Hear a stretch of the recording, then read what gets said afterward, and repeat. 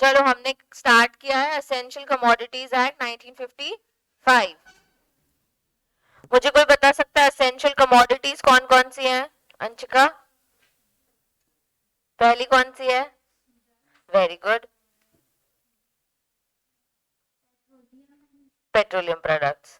और drugs, petroleum products, hank yarn wholly made for cotton, raw jute and jute textile। Good morning, good morning. नहीं, seeds है वो। ठीक है, seeds of cattle fodder, ये किसके अंडर पॉइंट्स हैं? रॉ जूट और जूट टेक्सटाइल के साथ। और एक होता है फर्टिलाइजर और weather. Main object of essential commodities act क्या है?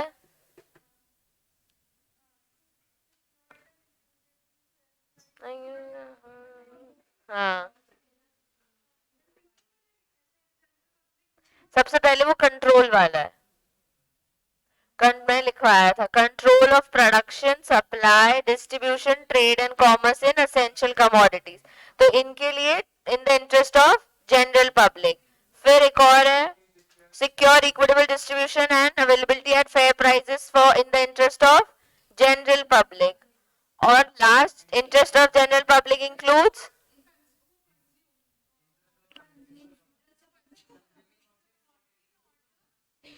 for the consumer public and not the interest of dealer। चलो, क्या टी एसेंशियल कमोडिटी है? क्यों?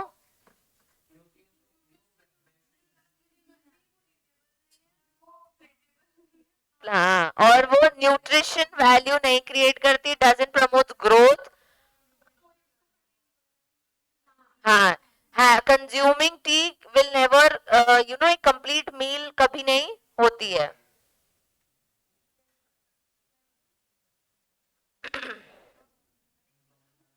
चलो, हम सेक्शन 3 पढ़ रहे थे।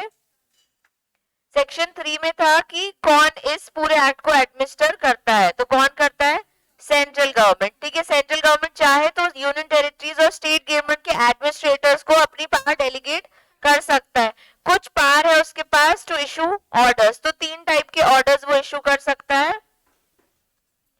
रिगार्डिंग, जब भी उसको चाहिए कि रेगुलेट हो या फिर प्रोहिबिट हो क्या, production, supply, distribution of essential commodities. तो जब सेंट्रल गवर्नमेंट को चाहिए कि वो रेगुलेट करना चाहता है या प्रोहिबिट करना चाहता है supply and distribution of essential commodities and trade, तो वो बोल सकता है कि या तो इंक्रीज कर दो सप्लाई या मेंटेन कर दो ऑफ एसेंशियल कमोडिटीज। दूसरा बोल सकता है इक्वल डिस्ट्रीब्यूशन एंड अवेलेबिलिटी, अब सिक्योर करने के लिए equal distribution and availability of essential commodity at fair price, वो बोल सकता है इस चीज को रेगुलेट करो या फिर प्रोहिबिट करो। या फिर securing essential commodity for defence of India and efficient conduct of military operations. जब हमने ये 3 पॉइंट्स पढ़े कि फॉर प्रोहिबिटिंग या फिर रेगुलेटिंग एसेंशियल कमोडिटीज, ये 3 टाइप के ऑर्डर्स सेंट्रल गवर्नमेंट दे सकता है। हमने एक और एक्सेप्शन नहीं बोलेंगे, एक और चीज देखी थी जहां पे 3(1)(a) में लिखा है not with standing contained anything in above sub section, मतलब ऊपर जो लिखा है वो मैं नहीं मानूंगा। ठीक है, इसका मतलब होता है ऊपर जो लिखा है वो मैं नहीं मानूंगा। अगर मुझे लगता है, अगर सेंट्रल गवर्नमेंट को लगता है कि उसको फूड स्टफ जैसे कि serial, pulses, onions, vegetable oil, seeds, उसको अगर ये चीज रेगुलेट करानी है किसी एक्स्ट्रा ऑर्डिनरी सर्कमस्टेंसेस पे, तो वो उस चीज का सप्लाई करा सकता है। वो सर्कमस्टेंसेस क्या है? वॉर, फेमाइन, नेचुरल कैलामिटी, और वो भी ग्रेव नेचर की, नेचुरल कैलामिटी भी ग्रेव नेचर की। अगर किसी ने एक्स्ट्रा ऑर्डिनरी प्राइस राइज करने की कोशिश करी है तो क्या करा सकता है सेंट्रल गवर्नमेंट? सप्लाई करा सकता है for pulses, cereals, potatoes, onions, edibles oils and oils, oil seeds या फिर ऑयल्स। नेक्स्ट है कि वो कभी भी स्टॉक लिमिट इंपोज कर सकता है। ठीक है, स्टॉक लिमिट का मतलब हमने समझा था, अगर किसी को डाउट है तो उसको ध्यान में रखो, स्टॉक को लिमिट कराने के लिए, प्राइस इफेक्ट कराने के लिए अगर किसी को डाउट हो रहा है तो ऐसे समझ लो कि कभी भी स्टॉक अगर उसको कंट्रोल कराना है कि आप इतना स्टॉक रख सकते हो या आप इतना स्टॉक नहीं रख सकते। ठीक है, दोनों चीजें कवर होती है स्टॉक लिमिट में भी कि कितनी लिमिट में आपको प्रोवाइड करूं टू कीप द स्टॉक। तो वो इम्पोज कर सकता है stock limit shall be based on price rise and on order for regulating, मतलब यहाँ पे वो रेगुलेट करा सकता है स्टॉक लिमिट को कब, जब भी किसी भी हॉर्टिकल्चर प्रोडक्ट मतलब एग्रीकल्चर वाले प्रोडक्ट की रिटेल प्राइस 100% इंक्रीज हो गई हो, या फिर किसी non perishable agriculture food stuffs यानी दालें राइस उसकी प्राइस पिछले 12 साल में 50% इंक्रीज हुई हो 12 महीने, और एवरेज ऑफ 5 साल में 50% इंक्रीज हुई विच एवर इज लोअर। मतलब कि अगर पिछले 5 साल में अगर राइस की प्राइस आज की डेट में 35 है, ठीक है, इन्होंने चेक किया कि यार पहले तो इसकी प्राइस 30 रुपए थी, ठीक है, तो इन्होंने चेक किया कि कब बढ़ी है, ठीक है। अब हो सकता है पिछले 5 साल की जब एवरेज निकाली उन्होंने तो तब 31 प्राइस थी, मतलब एवरेज प्राइस जो है वो 31 है पिछले 5 साल में, और लास्ट 12 मंथ्स में प्राइस कितनी है 30, तो विच एवर इज लोअर 30, तो ये 30 और 31 में हम देखेंगे विच एवर इज लोअर, तो फिर उसके हिसाब से हम उस प्राइस को, मैंने 50% नहीं किया है तो कंफ्यूज मत होना, मैंने 50% नहीं किया, मैंने सिर्फ 12 मंथ्स और 5 इयर्स एक्सप्लेन करने की कोशिश की है कि उनमें से जो कम होगा तब वो देखेगा कि 50% इंक्रीज हो गई है क्या, तो वो जाके इस चीज का एक्शन ले लेगा कि स्टॉक लिमिट रखो, तुम इससे ज्यादा दाल अब नहीं रख सकते, ठीक है। तो वो basically control of production distribution और सप्लाई नहीं है, बस एक स्टॉक लिमिट का एक्शन लगा दिया कि प्राइस राइज हो रही है इससे ज्यादा स्टॉक आप नहीं रख सकते, किसी को भी ये ऑर्डर पास कर सकता है वो, ठीक है, डीलर को प्रोडक्शन वाले को किसी को भी प्राइस कंट्रोल करने के लिए ही वो करेगा। बेसिकली हमने देखा था कि स्टॉक लिमिट का मतलब होता है जब इन्वेस्टर अपनी चाहत से प्राइस पुट ऑन करता है, तो ये जो चीज हो रही है ना स्टॉक लिमिट, इसीलिए उन्होंने बोला ये जो चीज हो रही है ना कि पिछले 5 साल में प्राइस हाई हो रही है या फिर पिछले 12 मंथ्स में, तो ये क्या हो रही है प्राइस को कंट्रोल करने के लिए हो रहा है। तो किसी को अगर वो प्राइस कंट्रोलिंग वर्ड उस टाइम ध्यान नहीं आया इसलिए मैं बोल रही हूँ कि तुम समझ लो कि स्टॉक की लिमिट हम कंट्रोल कर लेंगे, ठीक है।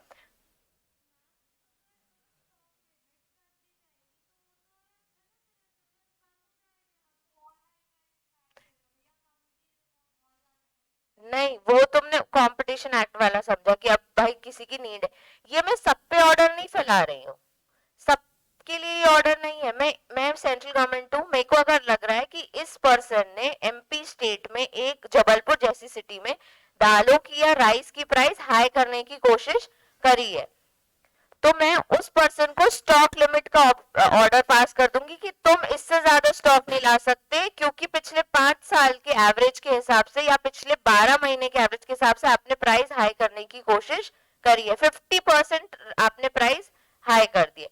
ये मैं ओवरऑल इंडिया की कंट्री के लिए ऑर्डर पास नहीं कर रही हूँ, ये उस पर्सन पे कर रही हूँ जो मुझे लग रहा है कि किसी ने ये करने का काम किया है, प्राइस हाई करने की कोशिश करी है, ठीक है।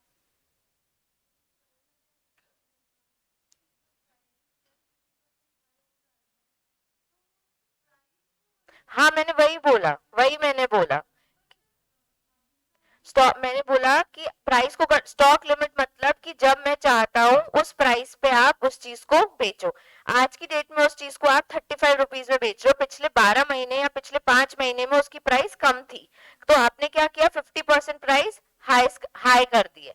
तो मैं आज उस चीज को अदर वे में एक्सप्लेन करने की कोशिश कर रही हूँ कि अगर आपको ये नहीं समझ आ रहा है कि प्राइस कंट्रोल करने की कोशिश करेगी गवर्नमेंट, स्टॉक लिमिट लगा के गवर्नमेंट क्या करती है प्राइस कंट्रोल करने की कोशिश करती है, ठीक है। स्टॉक लिमिट यानी मैं बताऊंगा कितनी प्राइस तुम्हें इस चीज की चार्ज करनी है। अगर आपको ये चीज नहीं समझ आ रही है तो आप इसको ऐसे समझ लो कि बेसिकली वो स्टॉक को कंट्रोल करने की कोशिश करेंगे, ठीक है। जो स्टॉक लिमिट वर्ड है ना वो वास्ट डेफिनेशन है, ठीक है। तो किसी को जब भी आप खुद से रीड करोगे तो आप इसको ऐसे समझोगे स्टॉक लिमिट यानी कि हाँ यार स्टॉक कंट्रोल करने की कोशिश कर रही है गवर्नमेंट, ठीक है। प्राइस भी और इनडायरेक्टली प्राइस कंट्रोल करने की कोशिश कर रही है, ठीक है। तो हमें वर्ड याद रखना है इम्पोजिंग स्टॉक लिमिट, ऐसा ऑर्डर जब वो स्टॉक लिमिट लगा दे, ठीक है।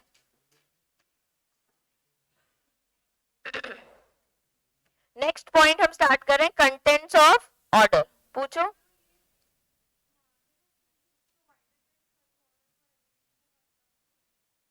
ये वाला अब देखो ये जो ऑर्डर है ए और बी, ठीक है, ये कहाँ अप्लाई नहीं होते हैं उसका पॉइंट है, provided that such order of regulating stock limit shall not apply to a processor or value chain participant of agriculture produce। यानी कि हम जब भी सिर्फ डीलर को ये ऑर्डर देंगे, जो चीज एग्रीकल्चर चीज को प्रोसेस करती है, जैसे गेहूं उगता है उसके बाद वो प्रोसेस होती है, तभी टाइप्स ऑफ गेहूं आपको मिलती है, या राइस होता है तो राइस होने के बाद वो प्रोसेस होती है, तभी आपको टाइप्स ऑफ राइस मिलते हैं। तो हम वो उस पे ये ऑर्डर नहीं लगाएंगे कि आप पे स्टॉक लिमिट या प्राइसिंग का हम कंट्रोल करने की कोशिश कर रहे हैं, ठीक है। If the stock limit of such person does not exceed the overall ceiling of installed capacity of the processing or the demand for export in case of exporter, मतलब अगर आप एक्सपोर्ट करते हो तो आप पे ये ऑर्डर नहीं आएगा। दूसरा, आपकी जो इंस्टॉलेशन कैपेसिटी है, मतलब जहां आप ये चीज इंस्टॉल करके रख रहे हो प्रोसेस करने के लिए राइस को, ठीक है, वो एक सीलिंग लिमिट तक की है। सीलिंग लिमिट यहाँ पे डिफाइन नहीं है, ओवरऑल सीलिंग लिमिट तक की आपने इंस्टॉल कैपेसिटी, तो हम आप पे ऐसा स्टॉक लिमिट का एक्शन नहीं लेंगे, ठीक है। नीचे देखो वैल्यू चेन पार्टिसिपेंट का मीनिंग दिया हुआ है, कुछ नहीं, उसका मतलब है in relation to any agriculture product means including set of participants from production of any agriculture produce, मतलब ये डीलर्स नहीं है, ये एग्रीकल्चर के प्रोडक्ट्स को प्रोड्यूस करते हैं, ठीक है, in the field of final consumption involving processing, packaging, storage, transport, distribution, at each stage value is added of the product। इसको बस बोल रहे वैल्यू चेन पार्टिसिपेंट, एक वर्ड लिखा है उसमें, उसका मीनिंग नीचे डिफाइंड है,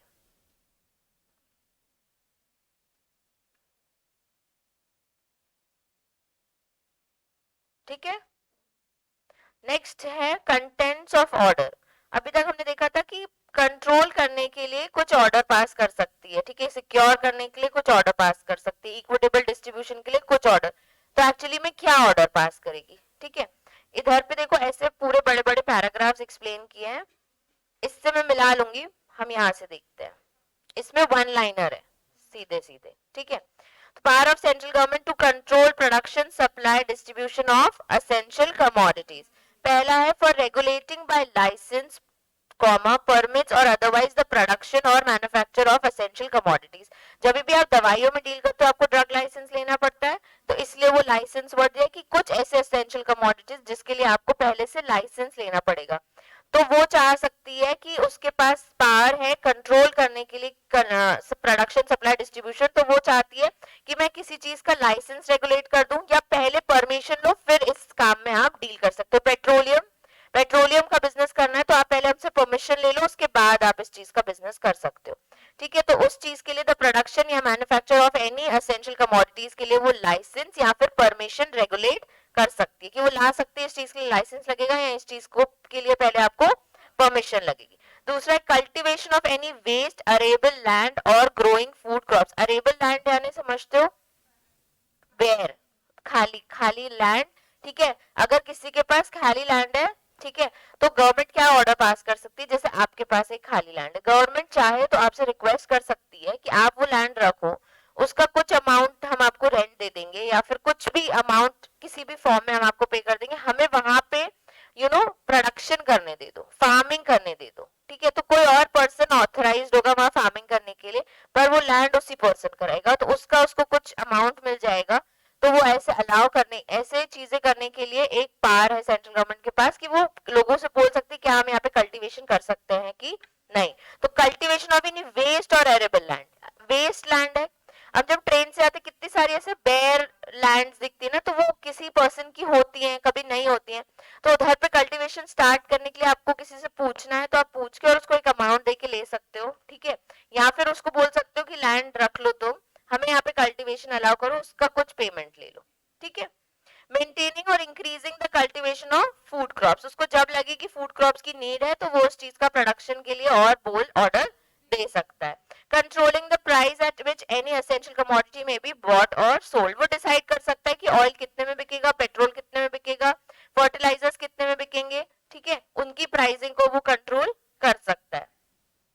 Regulating the storage, transportation, distribution, disposal, acquisition, use, consumption of any essential commodities by license, permits or otherwise, ऊपर हमने देखा था कि जब प्रोडक्शन और मैन्युफैक्चरिंग करना है उसके लिए लाइसेंस, नीचे हम देख रहे हैं जब storage, transportation, distribution, disposal, acquisition, use या कंजम्पशन, इस चीज के लिए, मतलब अगर आपको ये दवाई कंज्यूम करनी है तो हो सकता है गवर्नमेंट के पास पावर है, वो बोल सकती है इस चीज का लाइसेंस आप पहले ले लो, उसके बाद इस चीज को कंज्यूम करो।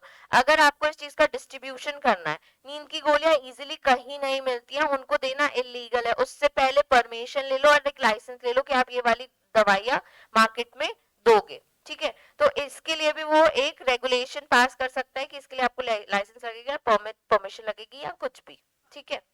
Prohibiting or withholding from sale of any essential commodity ordinary kept for sale, जैसे लोग, मैंने सबसे पहले एक अनियंस का एग्जांपल दिया था, अपन ला के रख लेते हैं, ठीक है, और फिर सोचते हैं कि इसको हम 2 महीने बाद सेल करेंगे, ठीक है, उसको आपने स्टोर कर रखा है, तो वो क्या कर सकती है, प्रोहिबिटिंग विथ होल्डिंग, मतलब आपने जो विथ होल्ड करके रखे थे एसेंशियल कमोडिटीज, उसको मैं प्रोहिबिट कर सकती हूँ बीइंग गवर्नमेंट, कि ये चीज आप ऐसे सेल के लिए या फ्यूचर के लिए रख नहीं सकते, आप इस चीज को होल्ड करके नहीं रख सकते, ये प्रोहिबिटेड है, ठीक है।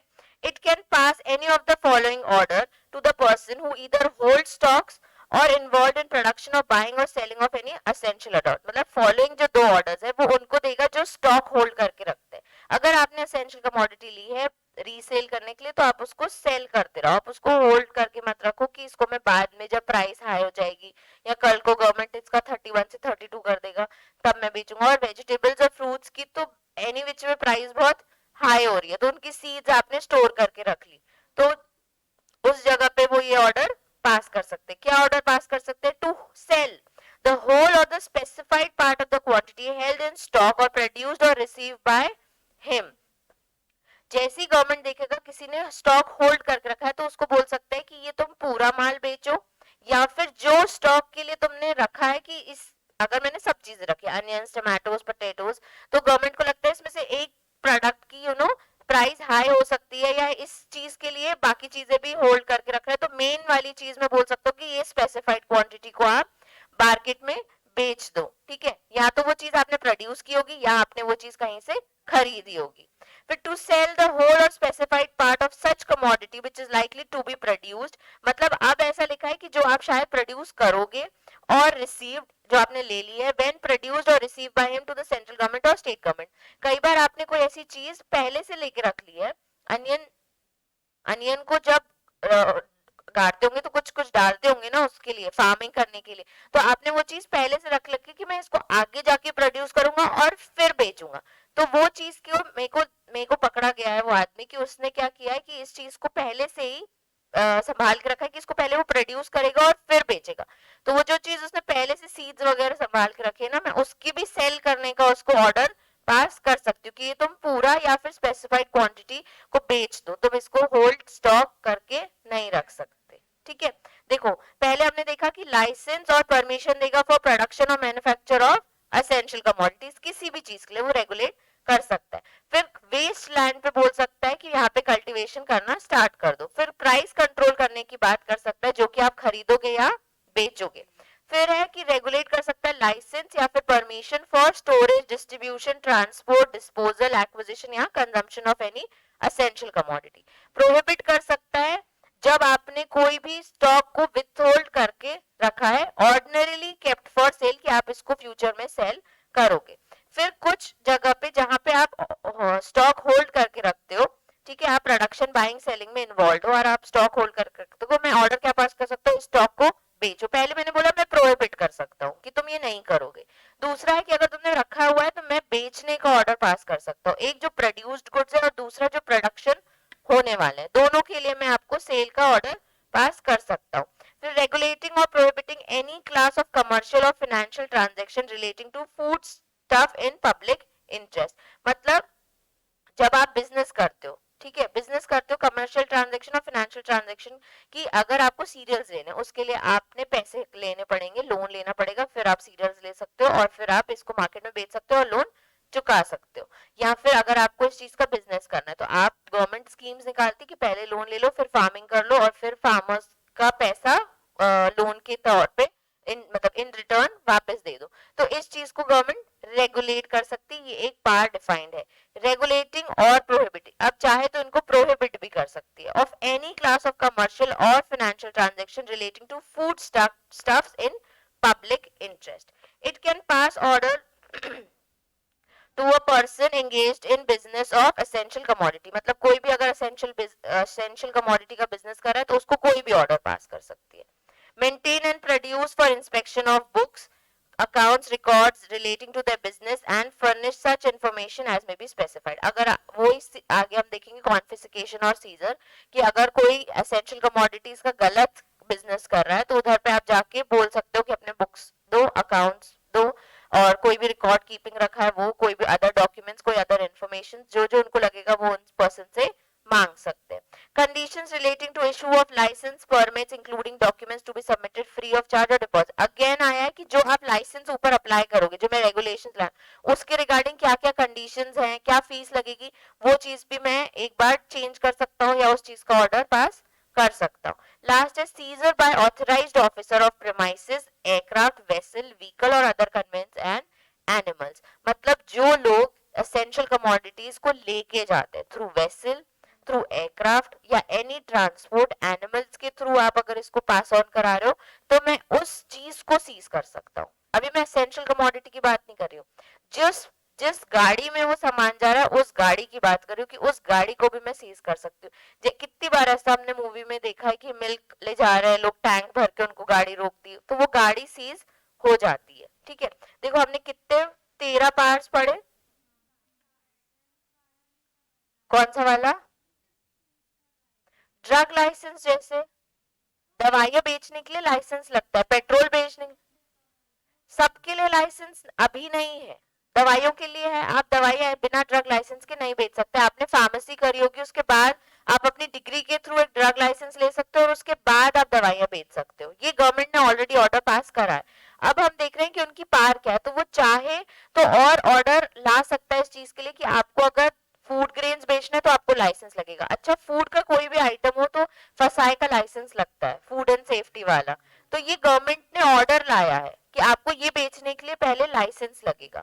ठीक है, मैं चाहूँ तो बोल सकता हूँ कि अच्छा लाइसेंस नहीं पर पहले परमिशन ले लो, तो आपके पास एक सर्टिफिकेट होना चाहिए कि मैं परमिटेड हूँ इस चीज को बेचने के लिए। ठीक है, ओके सॉरी।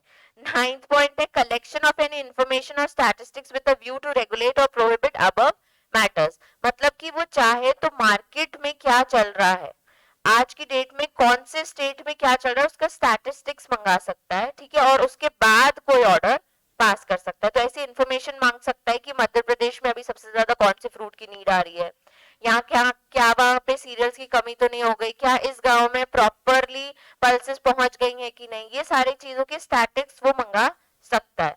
12 पॉइंट है for entry search examination of premises aircraft vessel vehicle or other conveyance and animals. मतलब वो कभी भी किसी भी प्रेमाइसेस में एंटर कर सकता है, किसी भी एयरक्राफ्ट में खोल के चेक कर सकता है वेसल को या एनिमल के ऊपर जो आपने रखा है उसको भी वो जाके चेक कर सकता है, एग्जामिन कर सकता है कि क्या ये एसेंशियल कमोडिटीज है, तो क्या आपके पास वो चीज का लाइसेंस है जो आप पहुंचा रहे हो, क्या इस चीज का ट्रांसपोर्ट आपके पास इनवॉइस है, या जो भी डॉक्यूमेंट्स है वो उधर पे वहीं पे भी चेक कर सकता है। हमने देखो 13 पार्ट्स पढ़ी है, 13 की 13 इंपॉर्टेंट है।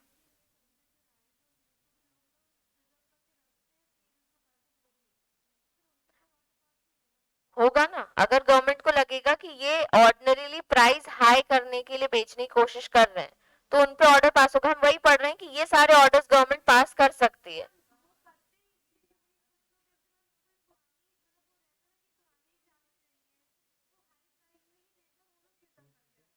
नहीं, अगर गवर्नमेंट को लगेगा कि इस एरिया में इस चीज को लेके आपने गड़बड़ करी है, आपने 100% प्राइस हाई कर दिया या 50% प्राइस हाई कर दिया, तब गवर्नमेंट आप पे ऑर्डर पास कर सकती है।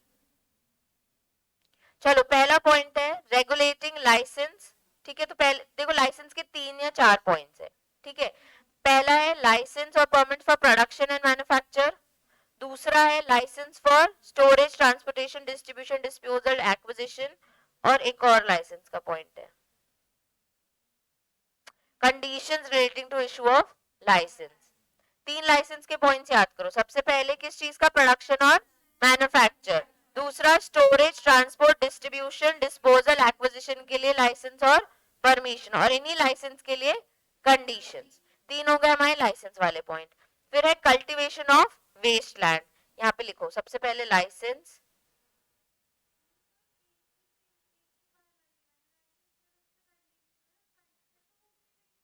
अगर देखो अगर मैंने लिखा है कि आपको फार्मेसी की डिग्री लगेगी, ठीक है, ड्रग लाइसेंस लेने के लिए, ये ऑर्डर है। अब आपको ड्रग लाइसेंस का लिए चाहिए ताकि आप ड्रग्स मार्केट में बेच सको, मतलब दवाइयां आप मार्केट में बेच सको।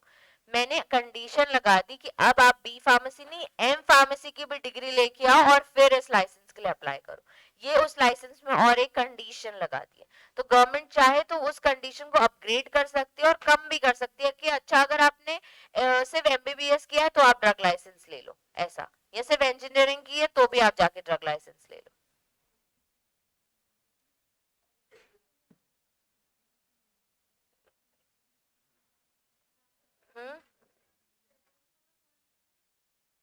इट कैन पास, ये सेकेंड पॉइंट ना। और के बाद देखो पहला पॉइंट है कि अगर आपके पास स्टॉक रखा है तो, ठीक है, या फिर आपके पास ऐसी चीज का स्टॉक रखा है कि इसको डाल, फर्टिलाइजर्स रखे हैं आपने, अगर आपने फर्टिलाइजर्स फार्म में डाले तो वहां पे और अच्छी खाद होगी, ठीक है। तो वो जो आपने फर्टिलाइजर्स रखे हैं ना पहले से कि आप जाके प्रोड्यूस करोगे अभी, वो फर्टिलाइजर्स को भी मैं बोल सकता हूँ कि तुम ये भी मत रखो, ये भी बेचो, ठीक है, क्योंकि तुम्हारा दिमाग चल रहा है कि तुम आगे जाके प्रोडक्शन करोगे और फिर प्राइस हाई करोगे और फिर बेचोगे। लिखा सबने लाइसेंस? जल्दी, इसके आगे लिखो प्रोडक्शन, मैन्युफैक्चर, ये A. B distribution, disposal, acquisition,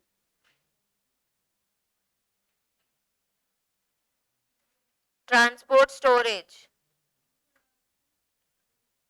manufacturing, ठीक है, मैन्युफैक्चर ही वर्ड लिखो, ठीक है। Distribution, disposal, acquisition, transport, storage या फिर कंजम्पशन।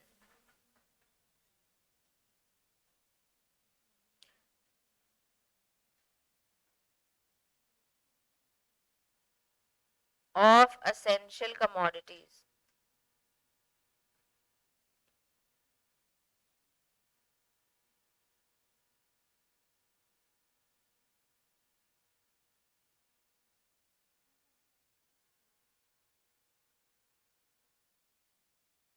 स्टोरेज या फिर कंजम्पशन।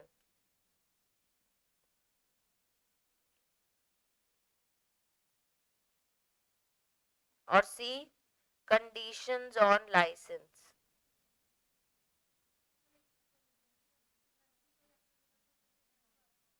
हाँ, कंडीशंस ऑन लाइसेंस मतलब अगर आपने इशू कर दिया है कि इस चीज के लिए लाइसेंस लगेगा, अब मेरे को चाहिए कि यार इस चीज के लिए लाइसेंस में ना ये डिग्री और चाहिए या फिर ये डिग्री नहीं चाहिए, बोथ वेज वो ऑर्डर दे सकते हैं, ठीक है। या ये वाले के लिए ये फॉर्म भर दो, ये वाले के लिए ये फीस कर दो, फीस बढ़ा दी, फीस कम कर दी, बोथ वेज, सारी कंडीशंस।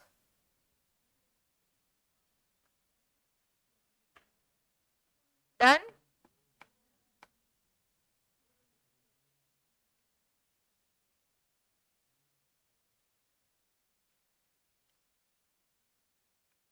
हो गया सबका?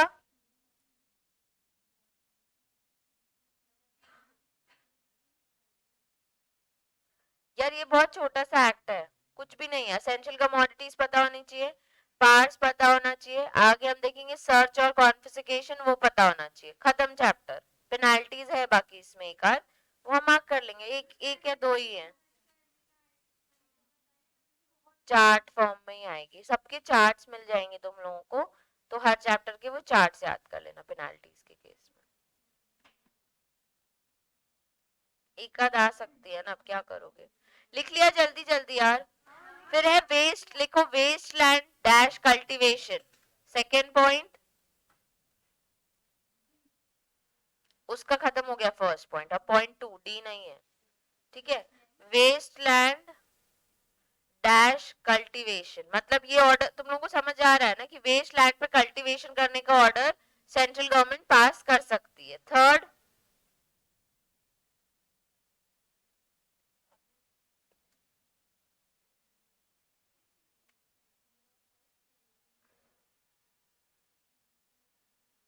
मेंटेनिंग और इंक्रीजिंग फूड क्रॉप्स कल्टीवेशन, या मेंटेनिंग और increasing cultivation dash food crops, maintaining और increasing cultivation dash food crops.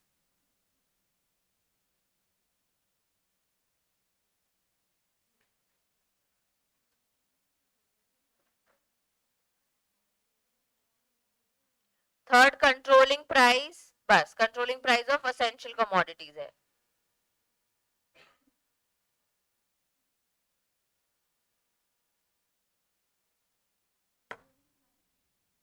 Of essential commodities ही है।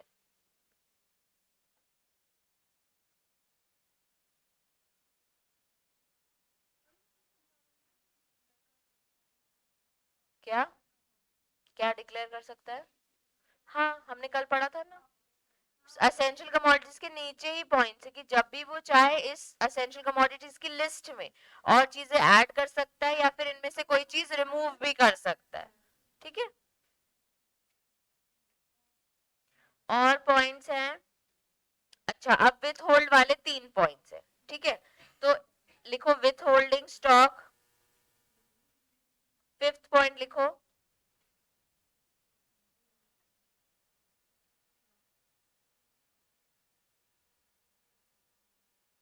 ए लिखो प्रोहिबिट कर सकता है, B sale of produced goods, produced commodities लिखना, गुड्स वर्ड मत लिखना।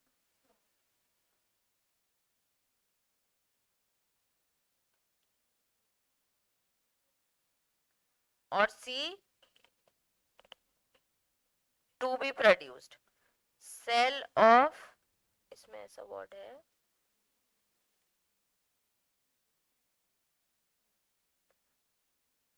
Stock to be produced,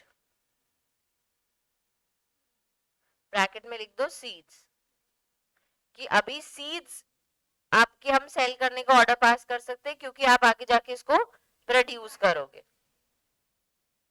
sale of stock to be produce, sale of produce stock, या फिर प्रोहिबिट कर सकता है जो आपने स्टॉक में होल्ड करके रखा है। ठीक है, sale of produce stock, sale of stock to be produced. अब आ जाओ इंफॉर्मेशन वाली चीज। ठीक है, तो वो कर सकता है, नहीं एक और है regulation prohibition financial transaction public interest. ठीक है, पहले इंफॉर्मेशन वाला लिखो। अब आ जाओ सिक्स्थ पॉइंट, कलेक्शन, ठीक है, या फिर कॉल। इंफॉर्मेशन, ए हो गया information slash statistics,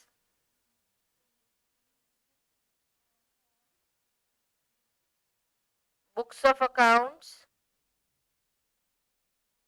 records,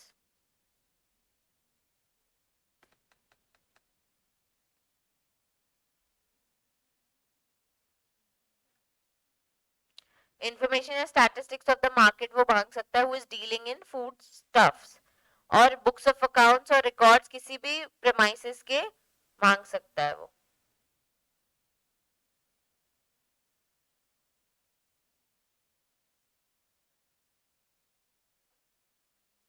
done, records है last word.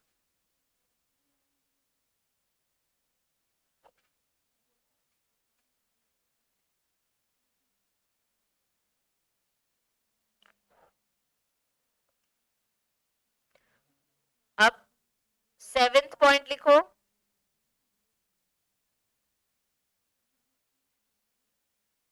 Enter any premises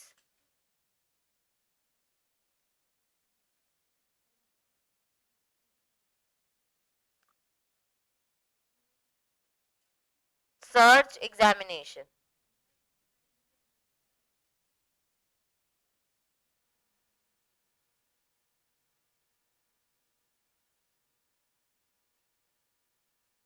examination of words, वही record information, books of accounts या फिर जो भी उनके पास प्रोडक्ट्स होंगे. 8th पॉइंट, सीज कर सकता है इन्हीं चीजों को.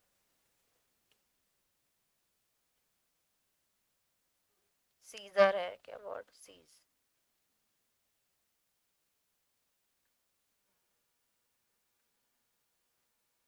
क्या हो गया? किसी ने ऑन किया?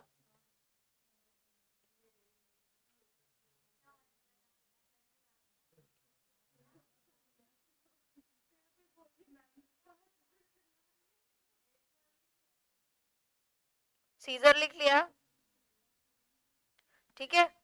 Scissor of these account, stock, कुछ भी चीज को वो सीज कर सकता है. अच्छा, यहाँ जब वर्ड लिख रहे हैं ना हम, entry any premises, search, examination या सीजर, इसके अंडर आते हैं वेसल, एयरक्राफ्ट, एनिमल, और क्या है? व्हीकल या अदर कन्वेंस.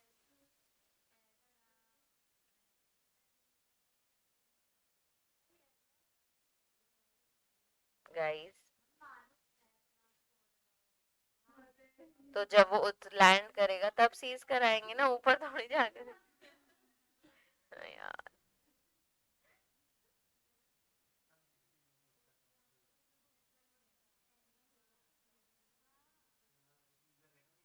नम्रति के डाउट्स मतलब अब मेरे को मेलिया वैसे चुटकी वाले काम हो गए हैं, हंस के सॉल्व हो जाते हैं. Other convince.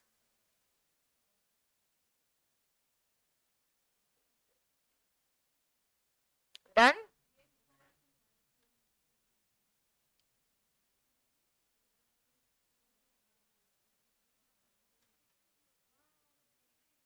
एक एक पॉइंट रह गया, वो लिख लेना तुम लोग. वो बस ये है कि कमर्शियल ट्रांजैक्शन या financial transaction of food stuffs हो तो उसको रेगुलेट कर सकता है. प्रोहिबिशन या फिर स्लैश रेगुलेशन डैश कमर्शियल या financial transaction of food stuffs. लिख लिया सीज वाला तो. कहाँ ध्यान है आयुष? ये लिखा है सीजर. सीजर क्या लिखा है ना, वेसल, एयरक्राफ्ट, एनिमल. अपन उसमें एयरक्राफ्ट में चले गए थे, ईगल में. Regulation, prohibition dash commercial slash financial transaction. Regulation, prohibition dash commercial financial transactions of foodstuff. Regulation, prohibition dash commercial financial transactions of foodstuff. Done.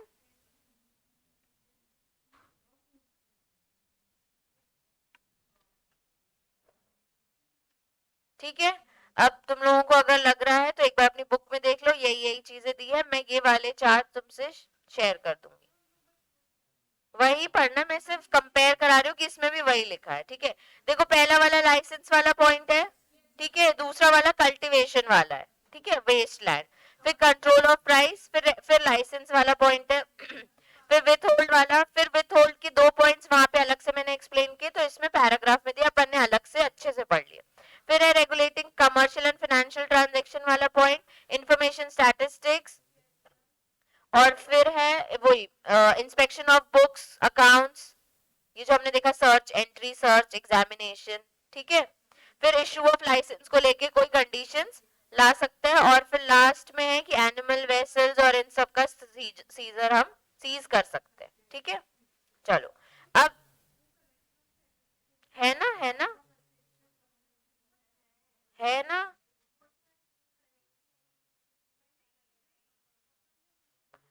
लिखा है information statistics, collection information statistics.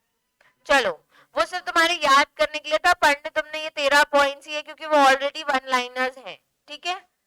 चलो, अब है fixing the price of essential commodities being sold to government. जब government के पास essential commodities जाती हैं फॉर द डिफेंस, ठीक है, या फिर उसको चाहिए कि कोई स्टेट में ये चीज अवेलेबल हो जाए, तो अगर गवर्नमेंट ने असेंशियल कमोडिटीज खरीदी तो वो किस प्राइस पे खरीदेंगे। बहुत इंटरेस्टिंग है और ये चीज आगे बार बार आएगी, तो अभी समझ लेना, ठीक है। सेंट्रल गवर्नमेंट के पास पावर है to deal with the pricing of essential commodities, particularly when commodities are being sold to central government या state government in compliance of an order. मतलब सेंट्रल गवर्नमेंट ने बोला है मुझे ये चीजें चाहिए, उसके ऑर्डर कंप्लाइज करने के पीछे आप क्या प्राइसिंग चार्ज करोगे गवर्नमेंट को। तीन टाइप की प्राइसिंग चार्ज कर सकते हो, ठीक है। Shall be paid as provided hereunder, तीन टाइप है। पहला है या फिर अग्रीड प्राइस ले लो। अग्रीड प्राइस क्या होता है, जो उन्होंने एक प्राइस पे अग्रीड कर दी, कैलकुलेट होके कि अच्छा इतनी प्राइस चार्ज होनी चाहिए, तो गवर्नमेंट ने अग्री किया कि ठीक है मैं इतनी प्राइस पे ओके हूँ। नेक्स्ट है कंट्रोल प्राइस। कंट्रोल प्राइस क्या होता है, जैसे कल आयुष ने बताया था एक सीलिंग लिमिट होती है, high price, cap price, floor price. तो यहाँ पे क्या होता है कि एक मिनिमम, एक भी चीज की प्राइस फिक्स्ड रहती है कि मिनिमम आप इतना लोगे, मैक्सिमम आप इतना लोगे। मतलब जब एसेंशियल कमोडिटीज डिक्लेयर हो गई, जैसे कोई मेडिसिन है, बोल दिया कि इसकी जो ये 6 गोली वाला पत्ता है उसका मिनिमम आप चार्ज कर सकते हो 10 रुपीज और मैक्सिमम से मैक्सिमम इसका आप चार्ज कर सकते हो 25 रुपीज। तो कंट्रोल प्राइस तब जब आपने मिनिमम और मैक्सिमम प्राइस डिसाइड कर ली, उसकी भी कोई एक बीच की प्राइस आपने कैलकुलेट करके ले ली, तो या तो गवर्नमेंट वो प्राइस पे अग्री कर लेगी। अगर इन दोनों में गवर्नमेंट नहीं अग्री करती है तो वो चली जाती है थर्ड पे, the price calculated at the market rate prevailing in the locality on the date of sale whether neither clause nor, अच्छा वो ए और बी दोनों आना चाहिए, where neither clause A nor clause B, वहां पे ए लिख लो। मतलब ए और बी नहीं सुनूंगा मैं, सीधे मार्केट में जो एक प्रोडक्ट का जो सेल चल रहा है मैं उस पे आपसे वो चीज ले लूंगा। तो कौन कौन सी प्राइस हो गई, एक हो गई अग्रीड प्राइस, एक हो गई कंट्रोल प्राइस और एक हो गई मार्केट रेट प्राइस। हाँ,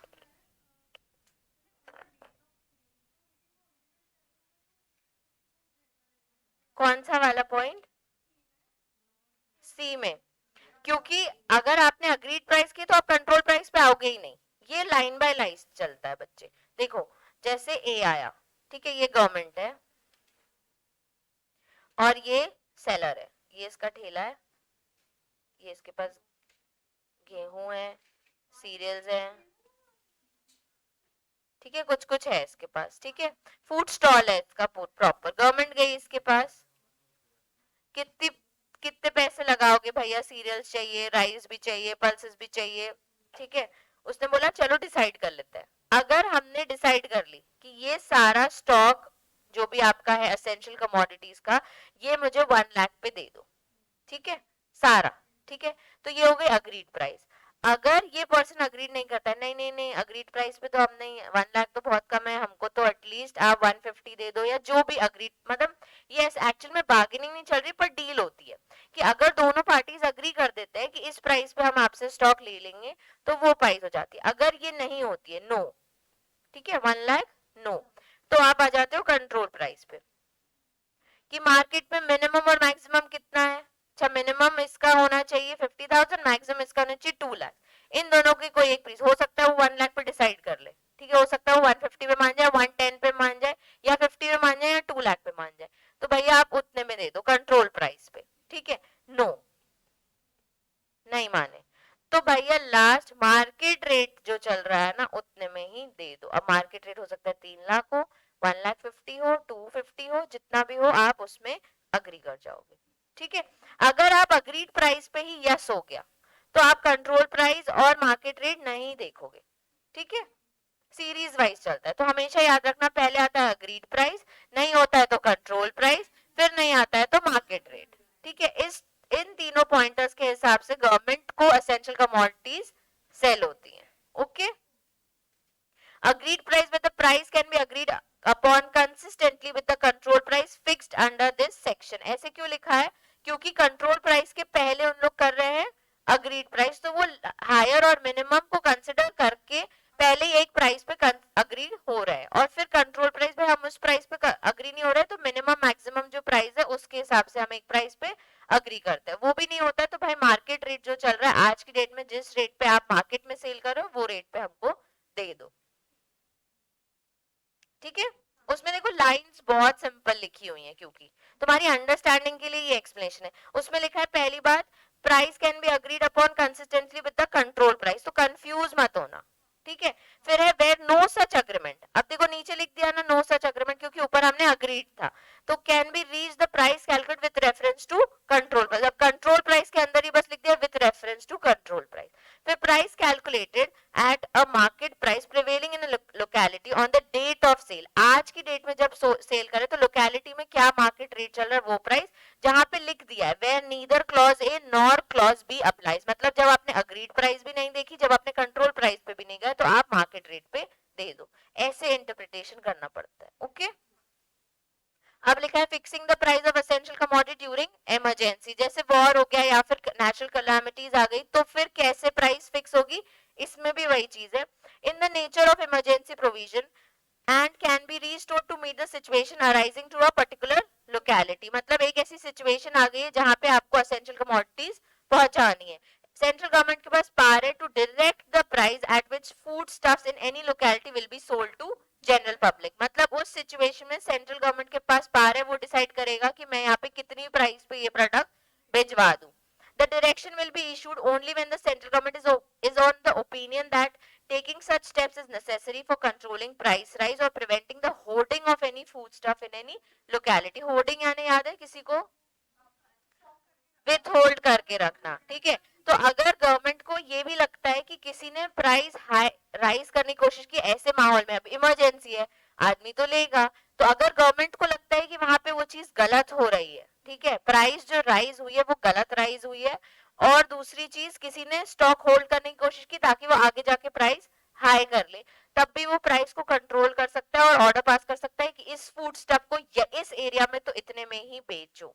ठीक है, उसके बाद notification issued by the government to the above shall be take in force for 3 months only, मतलब जो गवर्नमेंट ने ऑर्डर पास किया है कि इस एरिया में इमरजेंसी में फूड स्टफ्स को आप 10 रुपए में ही दे दो, तो आप उस चीज को 3 महीने तक फॉलो करोगे। ठीक है, और further for selling the specified foodstuffs in the specified locality the seller shall be paid there as follows, मतलब वो प्राइस कैसे आएगी, अग्रीड प्राइस, कंट्रोल प्राइस या फिर मार्केट प्राइस, वही चीज वापस लिखी हुई है।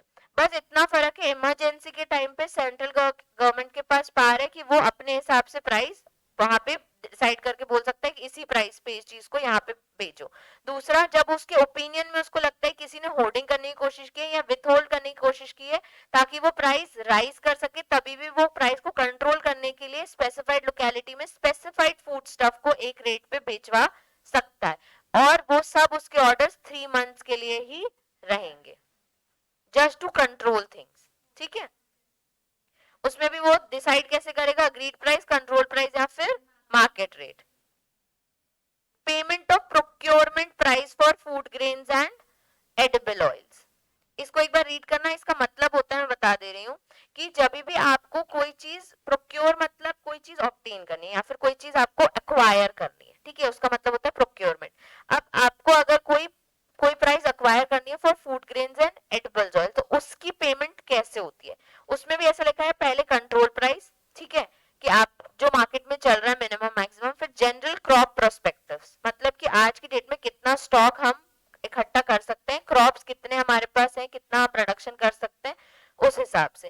फिर the need of making such grade और variety of food grains, edible oil, seeds available at a reasonable price to consumers, particularly the vulnerable sections of the consumers, मतलब कि कितनी नीड है, किस एरिया में सीरियल्स की, पल्सेस की, food grains की कितनी नीड है, कितनी रिक्वायरमेंट है, उस हिसाब से हम प्राइस डिसाइड कर सकते हैं, उस हिसाब से हम ऑर्डर दे सकते हैं कि इतना पेमेंट इनको करो, इतना तो उस पर्सन को मिलना ही चाहिए जो इस चीज का प्रोडक्शन कर रहा है। फिर the recommendation if any of the agriculture price commission regard to the price concerned grade or variety of food grains or edible oils or oil seeds, मतलब अगर ऐसी कमीशन है जो एग्रीकल्चर प्राइस कमीशन है, उसने बता दिया, उसने रिकमेंड कर दिया कि इस चीज की, इस सीड्स की इतनी प्राइस रखनी है, तो उतना हम करेंगे। ठीक है, इस चीज को एक बार रीड कर लेना, जो चीज इंपॉर्टेंट हम क्लियरली कर रहे हैं, जो चीज रीड करने की वो तुम्हारे समझने के लिए। Okay, fixing price of sugar to be paid to the producer, अब शुगर की डेफिनेशन पढ़ी थी हमने, खंड शुगर, खंड सरा, भूरा शुगर, क्रिस्टलाइज्ड, और जिसमें 90% मोर देन 90% सुक्रोज है, या फिर शुगर कैंडी।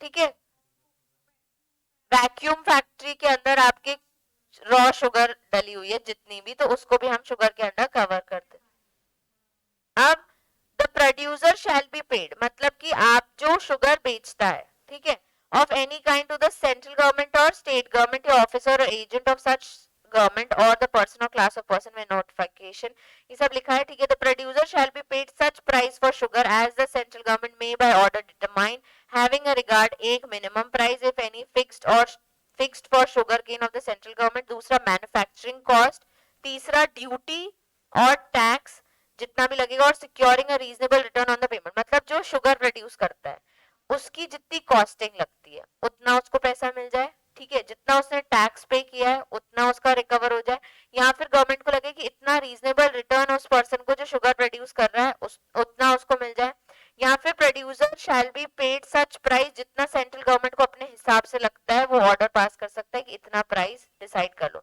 हम यहाँ पे देख रहे हैं कि किसी भी एसेंशियल कमोडिटी की प्राइस कैसे फिक्स होती है। पहले हमने देखा कि गवर्नमेंट को बेचने टाइम कैसे फिक्स होती है, अग्रीड प्राइस, कंट्रोल प्राइस या फिर मार्केट रेट। तीसरा हमने देखा इमरजेंसी के टाइम पे प्राइस कैसे फिक्स होती है। फिर ये सेकेंड था। थर्ड हमने देखा प्रोक्योरमेंट ऑफ ऑयल सीड या फूड ग्रेन्स। फिर है fixing of price of sugar to be paid to the producer, मतलब अब शुगर बनाने के लिए कितनी प्राइस आएगी, तो वो अब शुगर बनाने के लिए क्लियरली लिख दिया, जब सेंट्रल गवर्नमेंट को जो प्राइस लगे वो, या फिर उसकी जो मिनिमम प्राइस होनी चाहिए वो, या फिर उसकी जितनी कॉस्टिंग लगी वो, जितना उसने टैक्स किया है वो। अब और वर्ड नहीं लिखा है, मतलब ये सब बातें ध्यान में रखने के बाद एक प्राइस डिसाइड होती है कि इतना शुगर प्रोड्यूसर को प्राइस मिलनी चाहिए। ठीक है, क्या क्या ध्यान में रखेंगे, पहले सेंट्रल गवर्नमेंट के हिसाब से, दूसरा मैन्युफैक्चरिंग कॉस्ट, तीसरा टैक्स कितना लग रहा है, चौथा मिनिमम प्राइस, और फिर है कि securing reasonable return manufacturing of sugar में जितना उसको पैसा लग मिलना चाहिए उतना मिलेगा। ठीक है, the further the central government may determine different prices for different areas from time to time और फॉर डिफरेंट फैक्ट्रीज और different kinds of sugar. Further मतलब जब भी सेंट्रल गवर्नमेंट लगेगा इस शुगर का इतना रेट होना चाहिए, इस वाली फैक्ट्री में इतना होना चाहिए, इस वाली एरिया में इतनी शुगर की प्राइस होनी चाहिए, इस वाली में कम होनी चाहिए, इस वाली में ज्यादा होनी चाहिए, तो वो सेंट्रल गवर्नमेंट के पास पावर है कि वो ऑर्डर पास कर सकता है। ठीक है, इतना ही देखना था हमें शुगर वाले केस में, इससे ज्यादा मत देखना। ठीक है, part two appoint authorised controller. अब हम देख रहे हैं कि भैया इतने सारे एसेंशियल कमोडिटीज में लोग डील करते हैं, अगर उन्होंने कुछ गड़बड़ की है तो कोई ऑथराइज पर्सन होना चाहिए जो इनके प्रोडक्शन को, इनके डिस्ट्रीब्यूशन को, इनके सप्लाई को कंट्रोल कर सके, जाके चेक कर सके कि ये चीज सही हो रही है कि नहीं, एज पर द प्रोविजंस है कि नहीं है। The central government has been vested with necessary powers to authorize any person known as authorized controller. हर जगह डीजी सुनते थे अभी तक, अब authorized controller वर्ड याद रखना। ठीक है, when it is considered necessary for maintaining or increasing the production or supply of essential commodity, मतलब सेंट्रल गवर्नमेंट खुद तो जाएगी नहीं जो ऑर्डर्स पास करने हैं। ठीक है, तो वो ने उसने क्या कर दिया, एक ऑथराइज कंट्रोलर अपॉइंट कर लिया अपने अंडर। ठीक है, उसको वो बोलेगी कि इधर पे जाके सप्लाई बढ़वा दो, इधर पे जाके सप्लाई कम करवा दो, किसका, एसेंशियल कमोडिटीज का। The authorized controller shall exercise such functions of control as may be provided in the order by central government. Central government ने जो ऑर्डर पास किया, जो ऑर्डर उसको दिया है, उसी डायरेक्शंस में, उसी गाइडेंस में उसको काम करना है। With respect to whole or any part of such undertaking engaged in production, supply or commodity, मतलब कि ऑर्डर किसके लिए आया है, उसको टू कंट्रोल द प्रोडक्शन या फिर सप्लाई ऑफ एसेंशियल कमोडिटी, तो इसके लिए वो ऑर्डर वही वाले फॉलो करेगा जो उसको सेंट्रल गवर्नमेंट ने दिए हैं। The authorized controller shall exercise his functions in accordance with the instructions given to him by central government, ये मैंने पहले ही बोल दिया। He shall not have any power to give any directions inconsistent with the provision of enactment or any instrument determining the functions of a person in charge of management of undertaking except in so far specifically provided by the order। इस line का मतलब है, हमने पहले देखा कि central government के पास है, उसने क्या किया, एक ऑथराइज कंट्रोलर अपॉइंट कर लिया। दूसरा, सेंट्रल गवर्नमेंट उसको ऑर्डर्स देगा टू कंट्रोल और maintain production supply of distribution. तीसरा, वो उसी की गाइडेंस में काम करेगा, उसी के इंस्ट्रक्शंस में काम करेगा। चौथा पॉइंट हमने देखा कि सेंट्रल गवर्नमेंट ने अगर उसको कंट्रोल और प्रोडक्शन करने के लिए बोला है तो वो काम जाके करेगा। इसमें लिखा है कि अगर सेंट्रल गवर्नमेंट ने उसको पावर्स दी है तो वो प्रोविजंस जो है, एनैक्टमेंट यानी एक्ट में जो बातें हैं, प्रोविजंस यानी जो लॉ में लिखा है, उसके आगे, उसके बियॉन्ड जाके अपना काम नहीं कर सकता अनलेस एंड अनटिल उनके बीच में अग्रीमेंट हुआ या फिर ऑर्डर में स्पेसिफिकली प्रोवाइडेड है कि भैया यहाँ पे लिखा था इतनी पेनाल्टी चार्ज होगी, पर मैं तुमको बोल रहा हूँ कि उससे जाके जेल भी पहुंचा के उसने इतना ज्यादा गड़बड़ काम किया है, तब जाके वो उस डायरेक्शंस को फॉलो कर सकता है, वरना वो नहीं कर सकता। ठीक है, फिर से देखो, he shall not have any power to give any directions, मतलब आगे जाके वो ऑर्डर या direction which is inconsistent with the provisions of any enactment or instrument determining the functions of the person। जहां जहां लिखा है कि उसकी पावर्स और फंक्शंस कहाँ है, जहां जहां प्रोविजन में जो बातें लिखी है उसके अलावा उसके पास पावर नहीं है। In charge of the management of the undertaking, ऊपर ही हमने पढ़ा था उसके पास अंडरटेकिंग क्या है, to control the production and supply of essential commodities. वो एक पर्सन है जिसको चार्ज है कि वो यही अंडरटेक करेगा, इसके अगेंस्ट वो जाके बात नहीं कर सकता। एक्सेप्ट इन सो फार, मतलब इसके अलावा, एज में be specifically provided by the order, मतलब जब उसको स्पेसिफिकली बोला जाए तभी वो करेगा, वरना वो नहीं करेगा। The undertaking shall be carried on in accordance with the directions given by authorized controller under the provisions of the order। The person, मतलब वो वही चीज फॉलो करेगा जो ऑर्डर में लिखा है, उसको चाहिए तो वो अपने भी एक जूनियर को, किसी को ये चीज दे सकता है। The person who is responsible to function as a manager of the undertaking or a part, it shall comply with such directions। मतलब कि ऑथराइज कंट्रोलर के अंदर भी अगर कोई मैनेजर है, उसको जो डायरेक्शंस मिलेंगे वो चीज फॉलो करेगा।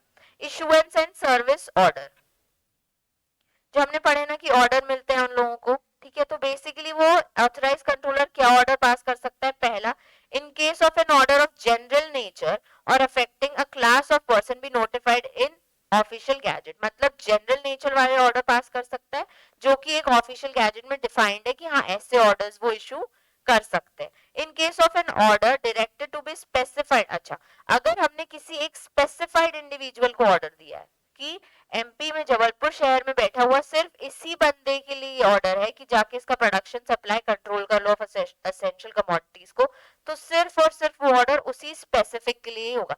तो दो टाइप के ऑर्डर आते हैं, एक जनरल नेचर की ओवरऑल सब पास कर सके, दूसरा है स्पेसिफाइड इंडिविजुअल के लिए। उसमें लिखा है तो in specified individual be served on such individual only by delivering or tendering to that individual, मतलब आप उसको ऑर्डर डिलीवर कर दो या टेंडर करा दो। दूसरा, if can not be so delivered और टेंडर, तो जाके उसकी फैक्ट्री के बाहर अफिक्स करा दो कि ये तुम्हारे लिए नोटिस है, ये तुम्हारे लिए ऑर्डर है, अपनी फैक्ट्री में इस चीज का प्रोडक्शन या सप्लाई कंट्रोल कर लो। ठीक है, by fixing it on the outer door or some other conspicuous, जहां पे दिखता हो क्लियरली, एंटर होते साथ ही कहीं दिख जाए, ठीक है, part of the premises that individual lives, जहां वो रहता है, and a written report thereof shall be prepared and witness by two person living, जो जिंदा पर्सन है इन द नेबरहुड। मतलब जब आप वो लगा के जा रहे होगे तो एक्नॉलेजमेंट कैसे करोगे, आप नोटिस लगा रहे हो तो उसके आजू बाजू जो ले रहा है उनसे साइन करा लो बाय विटनेस कि देखो मैंने यहाँ पे ये लगा दिया है, और उसमें आपकी रिपोर्ट होनी चाहिए कि आपने उससे कंट्रोल करने के लिए प्रोडक्शन को या सप्लाई को बोला है। हमने देखा power to appoint authorised controller, ठीक है, किसके पास पावर है, सेंट्रल गवर्नमेंट के पास। उसने ऑथराइज कंट्रोलर को क्यों अपॉइंट किया है, प्रोडक्शन सप्लाई को कंट्रोल करने के लिए और एसेंशियल कमोडिटीज। ठीक है, अब जब उसको अपॉइंट किया तो उसमें लिखा है कि वो वही डायरेक्शंस फॉलो करेगा जो उसको सेंट्रल गवर्नमेंट बोलेगी, वही गाइडेंस फॉलो करेगा जो उसको सेंट्रल गवर्नमेंट बोलेगी, उसके अलावा वो कोई भी डायरेक्शंस फॉलो नहीं करेगा। मतलब वो, हाँ, अगर वो एक्ट में कुछ लिखा है, उसके फंक्शंस क्लियरली डिस्क्राइब्ड है, उसके अलावा वो नहीं जाएगा अनलेस स्पेसिफिकली कोई ऑर्डर में उसको बोला गया है। वो दो टाइप के ऑर्डर दे सकता है, एक जनरल नेचर के जो सबके लिए होंगे, दूसरा स्पेसिफाइड इंडिविजुअल। अगर वो स्पेसिफाइड इंडिविजुअल को ऑर्डर दे रहा है तो उसको टेंडर या डिलीवर कर दे नोटिस, अगर नहीं कर सकता है तो जाके अफिक्स करके आ जाए on the door of his premises और नेबरहुड से विटनेस के साइन ले दैट यू हैव अफिक्स्ड इट। ठीक है,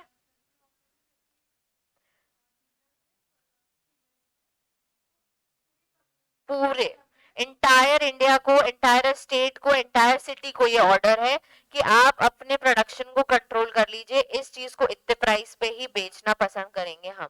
तो सबने ये मान लिया, नोटिफिकेशन आ गया, और स्पेसिफाइड है तो सिर्फ एक फैक्ट्री में जाके उस पर्सन को बोल दिया। ठीक है, अब हमारा बचा है, देखो, laying an order before the parliament, ये सब एक बार रीड कर लेना। ठीक है, imposing duties on state government, central government को जब लगता है कि ये चीज स्टेट गवर्नमेंट को फॉलो करनी चाहिए, तो वहां पे वो लिखा है कि लॉ में लिखा है कि स्टेट गवर्नमेंट पे भी हम ड्यूटीज इम्पोज कर सकते हैं। डेलीगेशन ऑफ पास, जब भी सेंट्रल गवर्नमेंट को लगेगा कि उसको अपने पास किसी और को डेलीगेट करने हैं, तो वो अपने पास डेलीगेट कर सकता है, ऐसा लॉ में लिख दिया उन्होंने। ठीक है, नेचर ऑफ ऑर्डर पास हम कल पढ़ेंगे। ठीक है, उसके बाद फिर इफेक्ट ऑफ ऑर्डर, ये सब मैं कल बता दूंगी तुम लोगों को। लास्ट हमारा टॉपिक इंपॉर्टेंट होगा, कॉन्फिस्केशन ऑफ एसेंशियल कमोडिटीज, ये हमारे लिए बहुत इंपॉर्टेंट है। इसके बाद पेनाल्टीज है। ठीक है, तो पार पढ़ के आना, सारे 13 पार्स। हाँ, मैं अभी भेज दे रही हूँ।